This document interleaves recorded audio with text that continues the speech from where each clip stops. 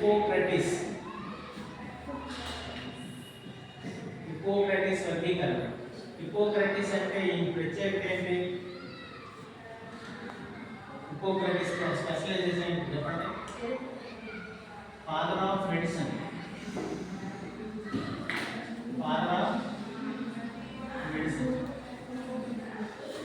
వైద్య శాస్త్ర పితామహుడు ఎవరంటే హిప్పోక్రటిస్. వైద్య శాస్త్ర పితామహుడు హిప్పోక్రటిస్ అని. ఈయన వ్యక్తిలో ప్రవహించే రసాల ఆధారంగా స్రావకాల ఆధారంగా సైకాలజీలోని స్రావకాత్మకంలో వ్యక్తిలో ప్రవహించే స్రావకాల ఆధారంగా. ఓకే, స్రావకాలు అంటే స్రావకాలు అంటే అర్థం ఏంటంటే secretions. For example hormonal secretions.